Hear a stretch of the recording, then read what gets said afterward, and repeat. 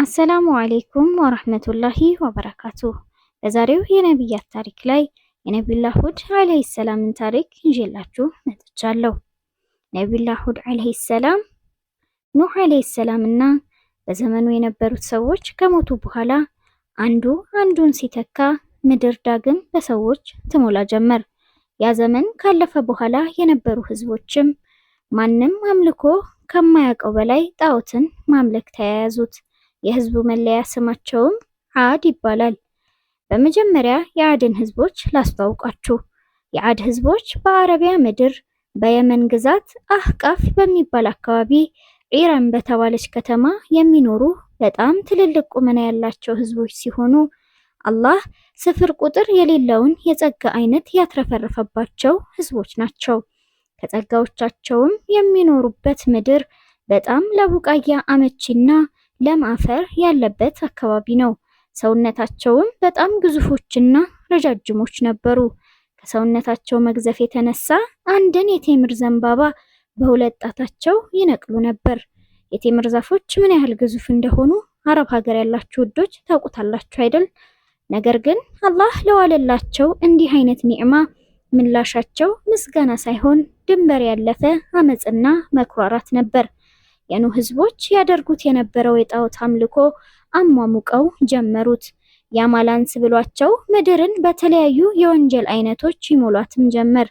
ነገር ግን ለቅጣት የማይቸኩለው አላህ በእዝነት አዘል ጥበቡ ከመጥፎ ከልክሎ ወደ መልካም የሚመራቸውን ሁድ የተባለውን መልእክተኛ ከመካከላቸው ላከላቸው።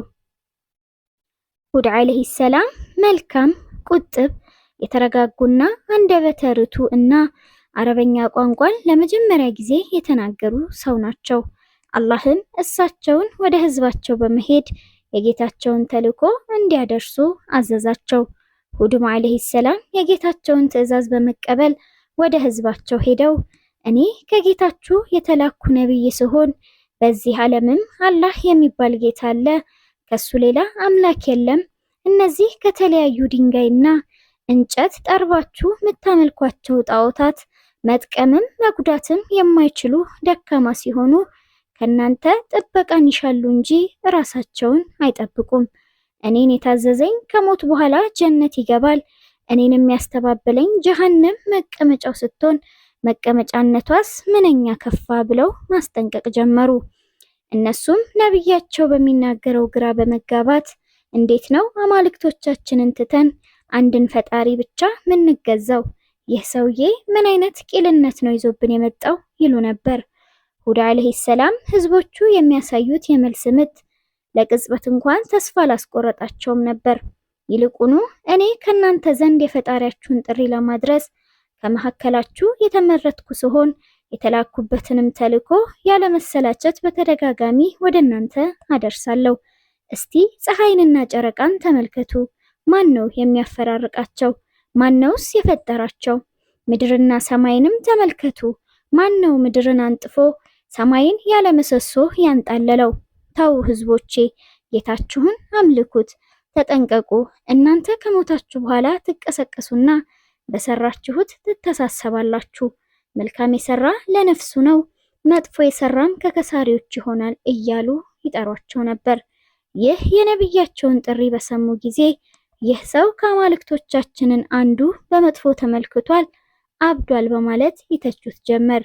አንዳንዴም ይህ ሂሳብ፣ ጀነት፣ ጀሃነም፣ መቀስቀስ ምናምን የምትለው ምን ማለት ነው እያሉም ይከራከሩታል።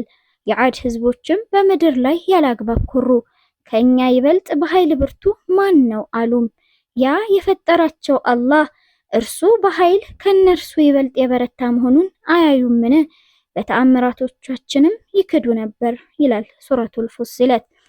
ሁድ አለይሂ ሰላም የህዝቡ ሁኔታ ተስፋ ሲያስቆርጠው እናንተ ከምትሰሩት ሁሉ እኔ ነፃ መሆኔን መስካሪ ሁኑ እያለ የሱን ጥሪ ባለመቀበላቸው በዱንያ የሚወርድባቸውንም ቅጣት ያበስራቸው ጀመር። እነሱም ምንድነው ዝም ብለህ ቅጣት ቅጣት እያልክ የምታስፈራራን? እንደውም እስቲ ቅጣት የምትለውን አምጣው እያሉ ሲያሾፉ ሁድም አለይሂ ሰላም ይህ የማስጠነቅቃችሁ ቅጣት በእናንተ ላይ ተፈጻሚ ይሆናል፣ አትጠራጠሩ አላቸው። በመጨረሻም ሁድ ዓለይሂ ሰላም በህዝባቸው ላይ ዱዓ ማድረግ ጀመሩ። ከዚያም አላህ የቅጣቱን አርጩሜ በህዝቡ ላይ ሊያወርድ መጀመሪያ ለረጅም ዓመታት ዝናብ በማቋረጥ ምድሪቱን አድርቆ እንስሳቶቻቸውን አጠፋባቸው። ሁድም ዓለይሂ ሰላም ከዚህ ሁሉ እንግልት ሊያድናችሁ የሚችለው በጌታችሁ ማመን ብቻ ነው አላቸው። እነሱም በረሃብና በጥማት እንሞታታለን እንጂ ከጣዖቶቻችን ሌላ ማንንም አንለምንም በማለት ጣዖታት ዘንድ እየሄዱ ኡኡ ይሉ ጀመር። ጣዖታቶቻቸው ዘንድ ሄደው እሪ ብለው ሲወጡ ሰማይን በደመና ተሞልቶ አገኙት። በጣምም ተደሰቱ። አማልክቱ ጸሎቶቻቸውንም እንደሰሙ አመኑ። ጥሩ ዝናብ ሊዘንብልን ነው በማለትም ተመጻደቁ።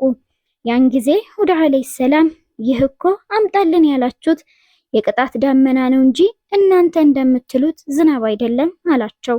ከዚያም ከፍተኛ ጉልበት ያለው ንፋስ ከተማቸውን ያናውጥላቸው ጀመር። ቀስ በቀስ ንፋሱ አስፈሪ ድምፅን እየቀላቀለ በከፍተኛ ጩኸት ህዝቡን ወደ ሰማይ ማፈናጠር ጀመረ። በዚህ ሁኔታ ለ7 ሌሊቶችና ለ8 ቀናት ያህል ንፋሱ ዘለቀ። በእነዚያ የቅጣት ቀናት ሰውም እንስሳትም ምንም አይነት ፍጥረት አልቀረም ነበር። በሁድ ዓለይሂ ሰላም ያመኑት ምዕመናን ሲቀሩ ሁሉም የመቅሰፍቱ ሰለባ ሆኑ። አላህ ሱብሓነሁ ወተዓላ ሁድን ዓለይሂ ሰላም እና ከሱ ጋር ያመኑትን አዳናቸው።